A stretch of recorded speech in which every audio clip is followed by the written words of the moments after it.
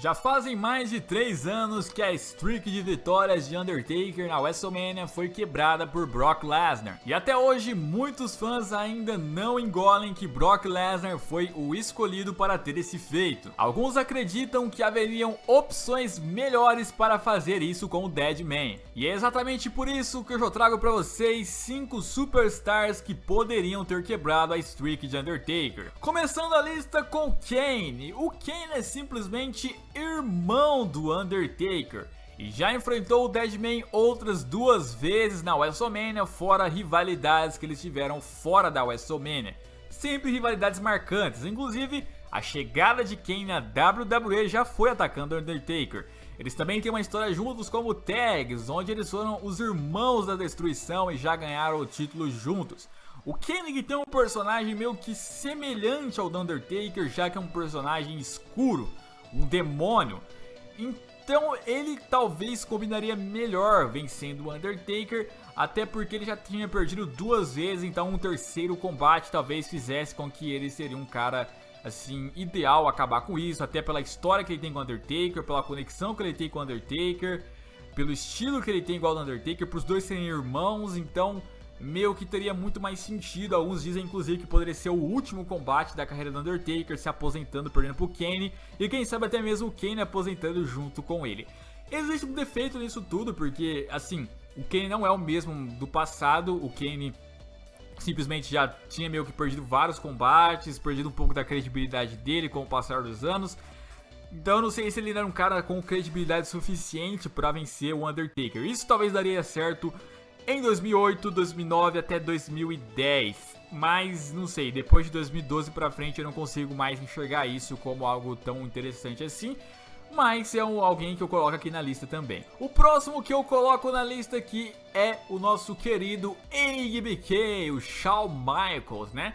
Por coincidência, o Shawn Michaels foi aposentado pelo Undertaker, mas poderia ter uma história diferente nisso tudo. A primeira vez que Shawn Michaels e Undertaker lutaram foi um combate que não foi uma rivalidade tão intensa, mas um combate sensacional. Pra mim até em ringue foi melhor que o combate da WrestleMania 26, mas enfim, a vitória ficou com o Undertaker. A storyline que nós tivemos da revanche foi uma storyline sensacional. Foi do HBK ganhando o prêmio de melhor luta do ano junto com o Undertaker, e naquela mesma noite ele vai e desafia o Undertaker para uma revanche. O Undertaker vai no Raw e fala pro HBK que ele não aceita. O HBK vai e fala então, já que o Undertaker era campeão mundial na época, que já sabia o que tinha que fazer. Ele tinha que entrar no Royal Rumble Match e vencer, e aí enfrentar o campeão Undertaker na WrestleMania 26. E ele vai pro Royal Rumble Match, é todo promovido, vai indo bem, chega até o final, mas é eliminado pelo Batista lá no finalzinho e não consegue. E aí ele fica todo maluco, né, porque ele tá obcecado por vencer o Undertaker, mas aí ele não conseguiu. O Undertaker é campeão. Ele perde a cabeça, ataca os juízes que vão lá falar pra ele ir embora, que ele já foi eliminado.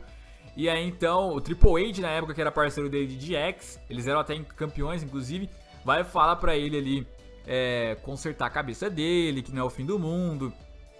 E aí então tem vários outros caras pra ele enfrentar na WrestleMania, e o HBK fala que não.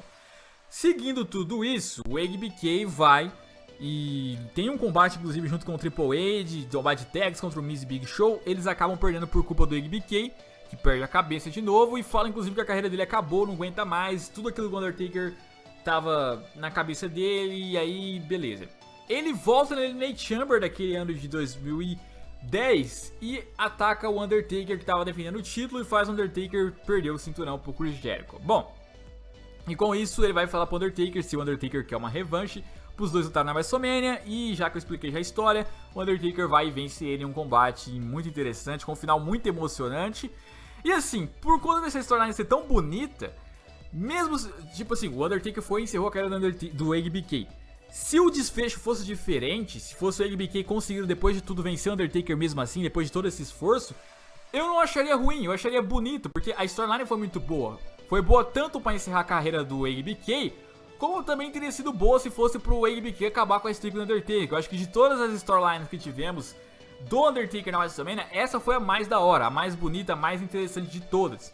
Então se fosse ao contrário, se fosse o HBK encerrando a carreira do Undertaker naquela WrestleMania, depois de toda essa storyline, e pelo currículo, pela credibilidade que tem o HBK, também teria sido muito bem feito e eu aprovaria com certeza. Seguindo a lista, nós temos aqui o Triple H. Sim, o Triple H que enfrentou o Undertaker 3 vezes na WrestleMania, né? Ele enfrentou no passado, onde eles tiveram um bom combate, e depois voltaram a se enfrentar na WrestleMania 27, um combate muito interessante, onde o Triple H parecia muitos momentos que venceu o Undertaker. Ele fez 3 pedigrees no Undertaker, fez um Tombstone Pile Drive no Undertaker, ele destruiu o Undertaker, mas no final o Undertaker, com a chave de submissão Hell's Gates, conseguiu domar o Triple H por vários e vários minutos, até que o Triple H não resistiu e teve que dar tap out, né?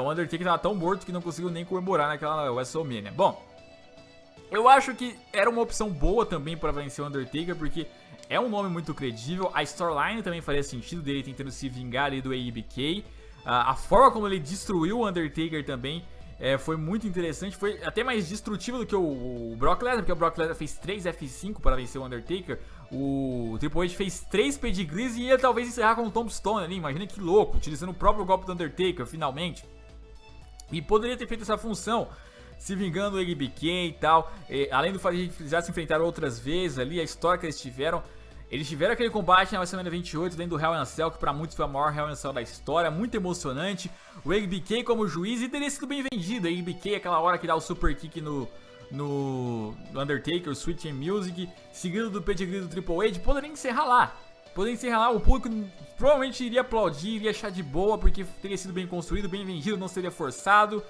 Mas o Undertaker venceu. Eu não achei ruim o Undertaker vencer, foi legal, mas é igual eu falei, é o mesmo caso do ABK.